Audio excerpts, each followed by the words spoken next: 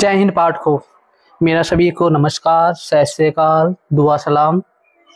आज की हमारी कहानी है मुंशी प्रेमचंद की नमक का दारोगा। इस कहानी में दो मुख्य पात्र हैं। एक पात्र है पंडित आलोपीदीन और दूसरा पात्र है मुंशी वंशीधर। मुंशी वंशीधर इस कहानी के नायक हैं। वह नमक के दारोगा हैं। कहानी उनके क्रियाकलापों का वर्णन करती है और उन्हीं की घटनाओं के इर्द गिर्द घूमती है। पंडित आलोपीदीन भी कला की दृष्टि से सहायक पात्र ही माने जाएंगे। इसके अलावा कुछ और अन्य पात्र हैं। आइए अब कहानी का वाचन करते हैं। कहानी का नाम है नमक का दारोगा। जब नमक का नया विभाग बना और ईश्वर प्रदत्त वस्तुओं के व्यापार करने का निषेध हो गया तो लोग चोरी छिपे इसका व्यापार करने लगे। अनेक प्रकार के चल प्रपंचों का सूत्रपात हुआ। कोई घूस से काम निकालता था, कोई चालाकी से। अधिकारियों के पोबारे थे। पटवारीगिरी का सौ सम्मानित पद छोड़ छाड़ कर लोग इस विभाग की ब्रंकदाजी करते थे। इसके दारोगा पद के लिए तो वकीलों का भी जी ललचाता था। यह वह समय था जब अंग्रेजी शिक्षा और ईसाई मत को लोग एक ही वस्तु समझते थे। फारसी का प्राबल्य था। प्रेम की कथाएं और श्रृंगार रस के काव्य पढ़कर फारसीदा लोग सर्वोच्च पद पर नियुक्त हो जाया करते थे। मुंशी वंशीधर भी जुल्लेखा की विरह कथा समाप्त करके शीरी और फराद के प्रेम वृत्तांत को और नील और नल की लड़ाई और अमेरिका के आविष्कार से अधिक महत्व की बातें समझते हुए रोजगार की खोज में निकले। उनके पिता एक अनुभवी पुरुष थे। समझाने लगे, बेटा घर की दुर्दशा देख रहे हो, ऋण के बोझ से दबे हुए हैं। लड़कियां हैं, वे घास फूस की तरह बढ़ती चली जाती हैं। मैं कगारे पर का वृक्ष हो रहा हूँ, न मालूम कब गिर पड़ूं। अब तुम ही घर के मालिक मुख्तार हो। नौकरी में उहदे की ओर ध्यान मत देना। यह तो पीर का मजार है। निगाह चढ़ावे और चादर पर रखनी चाहिए। ऐसा काम ढूंढना जहाँ कुछ ऊपरी आय हो। मासिक वेतन तो पूर्णमासी का चांद है जो एक दिन दिखाई देता है और घटते घटते लुप्त हो जाता है। ऊपरी आय बेहतर वह स्रोत है जिससे सदैव प्यास बुझती है। वेतन मनुष्य देता है, इसी से उसमें वृद्धि नहीं होती। ऊपरी आमदनी ईश्वर देता है, इसी से उसकी बरकत होती है। तुम स्वयं विद्वान हो, तुम्हें क्या समझाऊं। इस विषय में विवेक की बड़ी आवश्यकता है। मनुष्य को देखो, उसकी आवश्यकता को देखो और अवसर को देखो। उसके उपरांत जो उचित समझो करो। गर्ज वाले आदमी के साथ कठोरता करने में लाभ ही लाभ है, लेकिन बेगरज को दांव पर पाना जरा कठिन है। इन बातों को निगाह में बांध लो, यह मेरी जन्म भर की कमाई है। इस उपदेश के बाद पिताजी ने आशीर्वाद दिया। वंशीधर आज्ञाकारी पुत्र थे। ये बातें ध्यान में सुनी और तब घर से चल खड़े हुए। इस विस्तृत संसार में उनके लिए धैर्य अपना मित्र, बुद्धि अपनी पथ प्रदर्शक और आत्मावलंबन ही अपना सहायक था। लेकिन अच्छे सुकून से चले थे। जाते ही जाते नमक विभाग के दारोगा पद पर प्रतिष्ठित हो गए। वेतन अच्छा और ऊपरी आय का तो ठिकाना ही न था। वृद्ध मुंशी जी को सुखद संवाद मिला तो फूले न समाये। महाजन कुछ नरम पड़े। कलवार की आशा लता लहलाई। पड़ोसियों के हृदय में सूल उठने लगे। जाड़े के दिन थे और रात का समय। नमक के सिपाही चौकीदार नशे में मस्त थे। मुंशी वंशीधर को यहाँ आए अभी 6 महीने से अधिक न हुए थे, लेकिन इस थोड़े समय में ही उन्होंने अपनी कार्यकुशलता और उत्तम आचार से अफसरों को मोहित कर लिया था। अफसर लोग उन पर बहुत विश्वास करने लगे। नमक के दफ्तर से 1 मील पूर्व की ओर जमुना बहती थी। उस पर नावों का एक पुल बना हुआ था। दारोगा जी किवाड़ बंद किए मीठी नींद सो रहे थे। अचानक आंख खुली तो नदी के प्रवाह की जगह गाड़ियों की गड़गड़ाहट तथा मल्लाहों का कोलाहल सुनाई दिया। उठ बैठे। इतनी रात गई गाड़ियां क्यों नदी के पार जाती हैं? अवश्य कुछ न कुछ गोलमाल है। तर्क ने भ्रम को पुष्ट किया। वर्दी पहनी, तमंचा जेब में रखा और बात की बात में घोड़ा बढ़ाए हुए पुल पर आ पहुंचे। गाड़ियों की एक लंबी कतार पुल के पार जाती देखी। डांट कर पूछा, किसकी गाड़ियां हैं? थोड़ी देर तक सन्नाटा रहा। आदियों में कुछ कानाफूसी हुई। तब आगे वाले ने कहा, पंडित अलोपी दीन की। कौन पंडित अलोपी दीनी? दातागंज के मुंशी वंशीधर चौके पंडित अलोपी दीन इस इलाके के सबसे प्रतिष्ठित जमींदार थे। लाखों रुपए का लेन देन करते थे। इधर छोटे से बड़े कौन ऐसे थे जो उनके ऋणी न हो। व्यापार भी बड़ा लंबा चौड़ा था। बड़े चलते पुरजे आदमी थे। अंग्रेज अफसर उनके इलाके में शिकार खेलने आते और उनके मेहमान होते। 12 मास सदावर्त चलता था। मुंशी ने पूछा, गाड़ियां कहाँ जाएंगी? उत्तर मिला, कानपुर। लेकिन इस प्रश्न पर कि इनमें क्या है, सन्नाटा छा गया।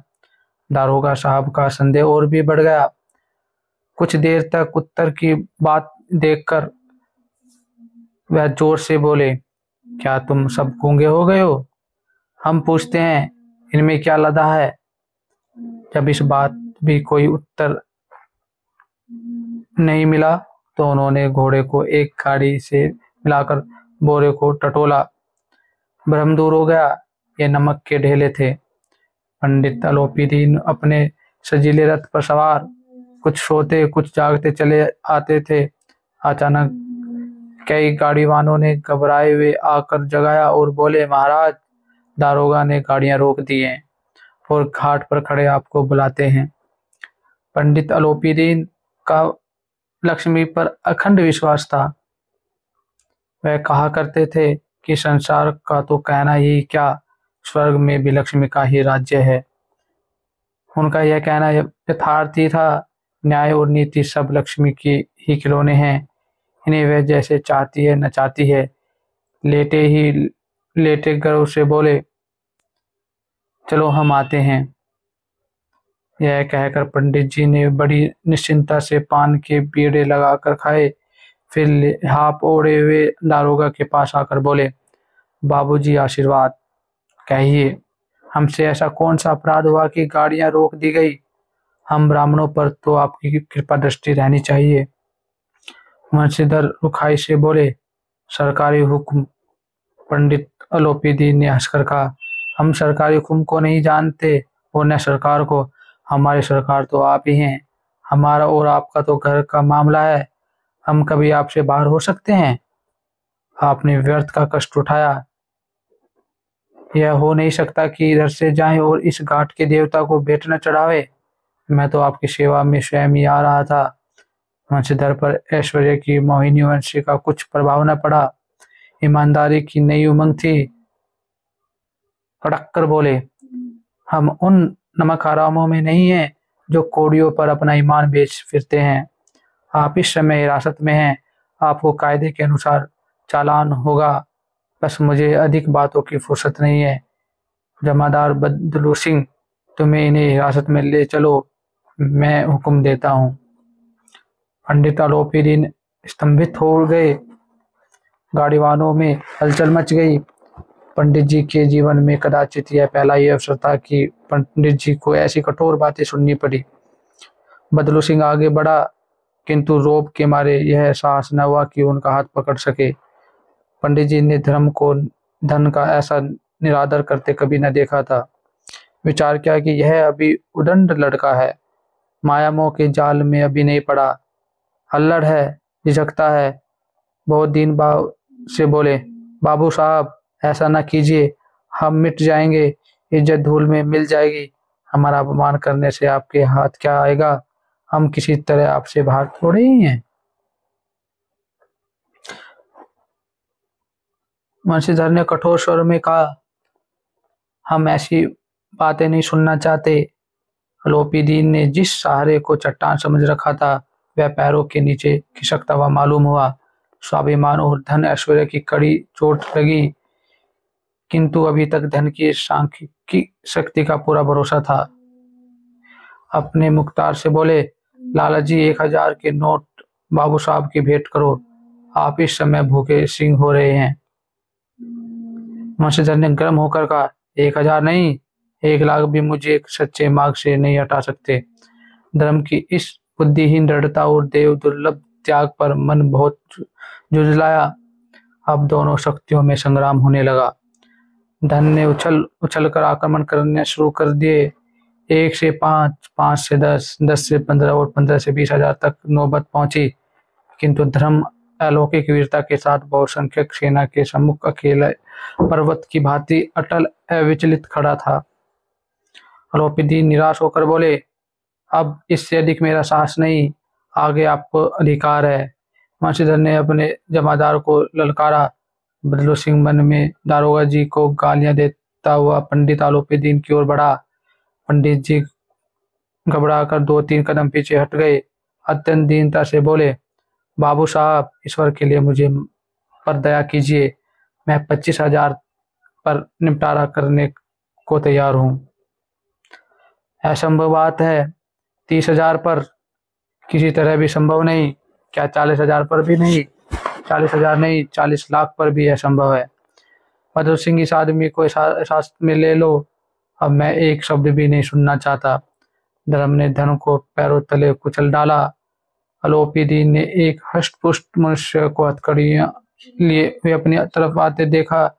चारों ओर निराश और कातर दृष्टि से देखने लगे। इसके बाद मूर्छित होकर गिर पड़े। दुनिया सोती थी, पर दुनिया की जीभ जागती थी। सवेरे देखे तो बालक वृद्ध सबके मुंह में यही बात सुनाई देती थी, जिसे देखे वही पंडित जी की इस व्यवहार पर टीका टिप्पणी कर रहा था। निंदा की बौछारें हो रही थी। मानव संसार से अब पापी का पाप कट गया। पानी को दूध के नाम से बेचने वाला गवाला, कल्पित रोज नाम मंचे भरने वाले अधिकारी वर्ग, रेल में बिना टिकट सफर करने वाले बाबू लोग, जाली दस्तावेज बनाने वाले सेठ और साकार, यह सब के सब देवताओं की भांति गर्दनें चला रहे थे। जब दूसरे दिन पंडित अलोपीदीन अभियुक्त होकर कांस्टेबलों के साथ, हाथों में हथकड़ियां, हृदय में ग्लानि और क्षोभ भरे, लज्जा से गर्दन झुकाए अदालत की तरफ चले तो सारे शहर में हलचल मच गई। मेलों में कदाचित आंखें इतनी व्यग्र न होती होगी। भीड़ के मारे छत और दीवारों में कोई भेद न रहा। किंतु अदालत में पहुंचने की देर थी। पंडित अलोपीदीन इस अगाध वन के सिंह थे। अधिकारी वर्ग उनके भक्त, अमले उनके सेवक, वकील मुख्तार उनके आज्ञापालक और अर्दली चपरासी तथा चौकीदार तो उनके बिना मोल के गुलाम थे। उन्हें देखते ही लोग चारों तरफ से दौड़े।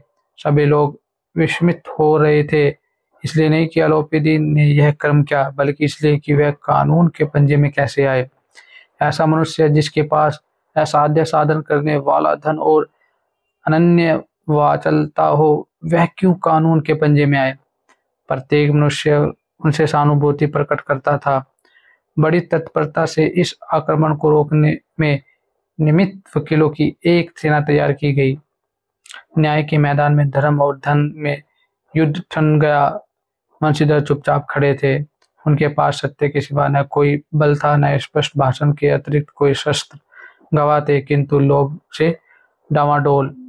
यहाँ तक कि मुंशी जी को न्याय भी अपनी ओर कुछ खींचता हुआ दिख पड़ता था। वह न्याय का दरबार था, किंतु उसके कर्मचारियों पर पक्षपात का नशा छाया हुआ था। किंतु पक्षपात और न्याय का क्या मेल। जहाँ पक्षपात हो वहाँ न्याय की कल्पना नहीं की जा सकती। मुकदमा शीघ्र ही समाप्त हो गया। डिप्टी मजिस्ट्रेट ने अपनी तजवीज में लिखा, पंडित अलोपीदीन के विरुद्ध दिए गए प्रमाण निर्मूल और भ्रमात्मक हैं। वह एक बड़े भारी आदमी हैं। यह बात कल्पना के बाहर है कि उन्होंने थोड़े लाभ के लिए ऐसा दुस्साहस किया हो। यद्यपि नमक के दरोगा मुंशी वंशीधर का अधिक दोष नहीं है, लेकिन यह बड़े खेद की बात है कि उसकी उद्दंडता और विचारहीनता के कारण एक भले मानुष को कष्ट झेलना पड़ा। हम प्रसन्न है कि वह अपने काम में सजग और सचेत रहता है, किंतु नमक के मुकदमे की बढ़ी हुई नमक से हलाली ने उसके विवेक और बुद्धि को भ्रष्ट कर दिया। भविष्य में उसे ऐसे होशियार रहना चाहिए। वकीलों ने यह फैसला सुना और उछल पड़े। पंडित अलोपीदीन मुस्कुराते हुए बाहर निकले। स्वजन बांधवों ने रुपये की लूट की। उदारता का सागर उमड़ पड़ा। इसकी लहरों ने अदालत की नींव तक हिला दी। जब वंशीधर बाहर निकले तो चारों ओर उनके ऊपर व्यंग बाणों की वर्षा होने लगी। चपरासियों ने झुक झुक कर सलाम किया, किंतु इस समय एक कटु वाक्य, एक एक संकेत उनकी रागिन को प्रज्वलित कर रहा था।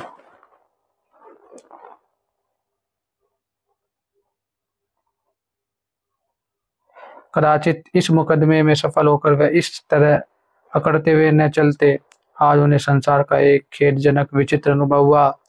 न्याय और विद्वता, लंबी चौड़ी उपाधियां, बड़ी बड़ी दाढ़ियां, ढीले चोगे एक भी सच्चे आदर का पात्र नहीं है। मसीधर ने धन से बैर मोल लिया था, उनका मूल्य चुकाना अनिवार्य था। कठिनता से एक सप्ताह बीता होगा कि मुअत्तली का परवान आ पहुंचा। कार्यपरायणता का दंड मिला। बेचारे भंग हृदय, शोक और खेद से व्यथित घर को चले। बूढ़े मुंशी जी तो पहले ही से कुड़बुड़ा रहे थे कि चलते चलते इस लड़के को समझाया था, लेकिन इसने एक न सुनी। सब मनमानी करता है। हम तो कलवार और कसाई के तकादे सहे बुढ़ापे में भगत बनकर बैठे और वहाँ बस वही सूखी तनख्वाह। हमने भी तो नौकरी की है और कोई पौधेदार नहीं थे, लेकिन काम किया, दिल खोल कर किया, और आप ईमानदार बनने चले हैं। घर में चाहे अंधेरा हो, मस्जिद में अवश्य दिया जलाएंगे। खेद ऐसी समझ पर पढ़ना लिखना सब अकारद था। इसके थोड़े ही दिनों बाद जब मुंशी वंशीधर इस दुर्वावस्था में घर पहुंचे और बूढ़े पिताजी ने समाचार सुना तो सिर पीट लिया। बोले, जी चाहता है कि तुम्हारा और अपना सिर फोड़ लूं। बहुत देर तक पछता कर हाथ मलते रहे। क्रोध में कुछ कठोर बातें भी कही, और यदि वंशीधर वहां से टल न जाते तो अवश्य ही यह क्रोध विकट रूप धारण करता। वर्धमाता को भी दुख हुआ। जगन्नाथ और रामेश्वर यात्रा की कामनाएं मिट्टी में मिल गई। पत्नी ने कई दिनों तक सीधे मुंह बात तक नहीं की। इसी प्रकार एक सप्ताह बीत गया। संध्या का समय था। बूढ़े मुंशी जी बैठे बैठे राम नाम की माला जप रहे थे। इसी समय उनके द्वार पर सजा हुआ रथ आकर रुका। हरे और गुलाबी पर्दे, अच्छे बैलों की जोड़ी, उनकी गर्दन में नीले धागे, सींग पीतल से जड़े हुए, कई नौकर लाठियां कंधे पर रखे साथ थे। मुंशी जी अंगवानी को दौड़े देखा तो पंडित अलोपी दीन हैं। झुककर दंडवत की और लल्लो चप्पो की बातें करने लगे। हमारा भाग्य उदय हुआ जो आपके चरण इस द्वार पर आए। आप हमारे पूज्य देवता हैं। आपको कौन सा मुंह दिखावे। मुंह में तो कालिख लगी हुई है, किंतु क्या करे, लड़का भागा कपूत है। नहीं तो आपसे क्या मुंह छिपाना पड़ता। ईश्वर निसंतान चाहे रखे, पर ऐसी संतान न दे। लोपी दीन ने कहा, नहीं भाई साहब, ऐसा न कहिए। मुंशी जी चकित होकर कहा, ऐसी संतान को और क्या कहूँ। लोपी दीन ने वात्सल्यपूर्ण स्वर में कहा, कुल तिलक और पुरखों की कीर्ति उज्जवल करने वाले संसार में ऐसे कितने धर्मपरायण मनुष्य हैं जो धर्म पर अपना सब कुछ अर्पण कर सके। पंडित अलोपी दीन ने वंशीधर से कहा, दरोगा जी, इसे खुशामद न समझिए। खुशामद करने के लिए मुझे इतना कष्ट उठाने की जरूरत न थी। उस रात को आपने अपने अधिकार बल से अपनी हिरासत में लिया था, किंतु आज मैं स्वेच्छा से आपकी हिरासत में आया हूँ। मैंने हजारों रईस और अमीर देखे, हजारों उच्च पदाधिकारियों से काम पड़ा, किंतु परास्त किया तो आपने। मैंने सबको अपना और अपने धन का गुलाम बनाकर छोड़ दिया। मुझे आज्ञा दीजिए कि आपसे कुछ विनय करूं। वंशीधर ने अलोपी दीन को आते देखा तो उठकर सत्कार किया, किंतु स्वाभिमान सहित। समझ गए कि यह माँ से मुझे लज्जित करने और जलाने आए हैं। क्षमा प्रार्थना की चेष्टा नहीं की, वरन उन्हें अपने पिता की यह ठुकुर सुहाती की बात ऐसा ऐसी प्रतीत हुई। पर पंडित जी की बातें सुनी तो मन की मैल मिट गई। पंडित जी की ओर उड़ती हुई दृष्टि से देखा, सद्भाव झलक रहा था। गर्व ने अब लज्जा के सामने सिर झुका दिया। शर्माते हुए बोले, ये आपकी उदारता है जो ऐसा कहते हैं। मुझसे जो कुछ अविनय हुई है उसे क्षमा कीजिए। मैं धर्म की बेड़ी में जकड़ा हुआ था, नहीं तो वैसे मैं आपका दास हूँ। जो आज्ञा होगी वह मेरे सिर माथे पर। अलोपीदी ने विनीत भाव से कहा, नदी तट पर आपने मेरी प्रार्थना नहीं स्वीकार की थी, किंतु आज स्वीकार करनी पड़ेगी। वंशीधर बोले, मैं किस योग्य हूँ, किंतु जो कुछ सेवा मुझसे हो सकती है उसमें त्रुटि नहीं होगी।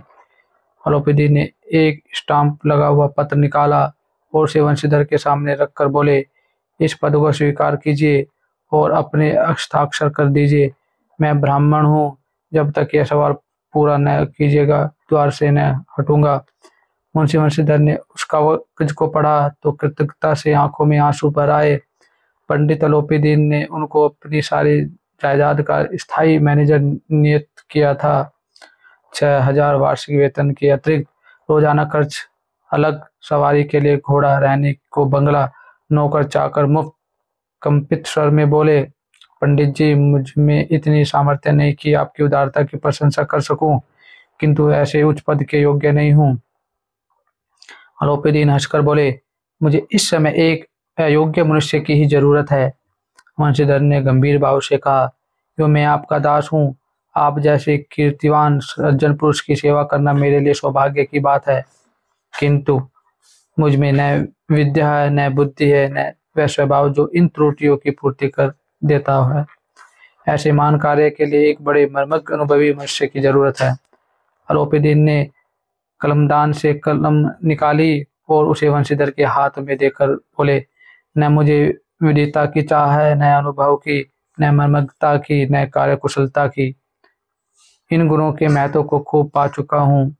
अब सौभाग्य और सुअवसर ने मुझे वह मोती दे दिया जिसके सामने योग्यता और विदिता की चमक फीकी पड़ जाती है। यह कलम दीजिए, एक सोच विचार न कीजिए, दस्तखत कर दीजिए। परमात्मा से यही प्रार्थना है कि वह आपको सदैव वही नदी के किनारे वाला बेमुरौवत, उदंड, कठोर परंतु धर्मनिष्ठ दारोगा बनाए रखे। वंशीधर की आंखें डबडबाई। हृदय के संकुचित पात्र में इतना असहन न समा सका। एक बार फिर पंडित जी की ओर भक्ति और श्रद्धा की दृष्टि से देखा और कांपते हुए हाथ से मैनेजरी के कागज पर हस्ताक्षर कर दिए। अलोपीदीन ने प्रफुल्लित होकर उन्हें गले लगा लिया। जय हिंद, धन्यवाद।